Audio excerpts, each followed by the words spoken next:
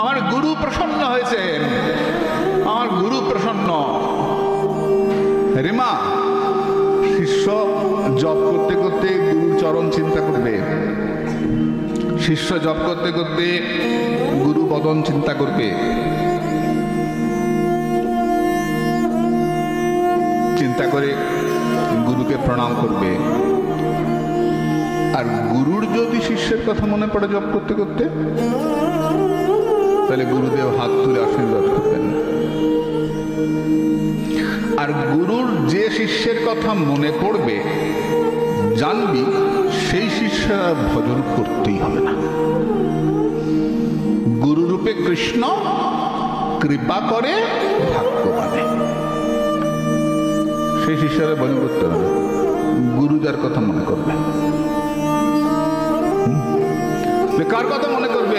যার প্রতি প্রসন্ন হবেন। প্রসন্নতা কিভাবে আসবে? সেবার দ্বারা। সেবাটা কি? আদেশ পালন। আর গুরু বলেছে, গুরু ডাকলে না করতে পারিস, জমে ডাকলে না করতে পারবি তো? জম ডাকলে যেতেই হবে, গুরু ডাকলে না করতে পারিস। আমার গুরু ডেকেছে, যা হোক আমি চলেই যাব। আমার গুরু ডেকেছে, আমার গুরু প্রসন্ন হলে জগৎ প্রসন্ন। আর গুরু ডেকেছে,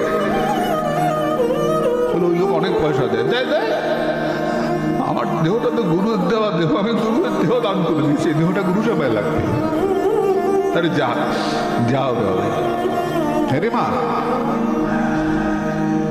এর নাম তো নিষ্ঠা রে, এর নাম তো গুরুচরণে, শ্রী গুরুচরণের অতি সেই উত্তম গতি কীর্তন করি। যেদিন বিশ্বাস করতে পারবো, জানবি সেদিন হয়ে গেছে।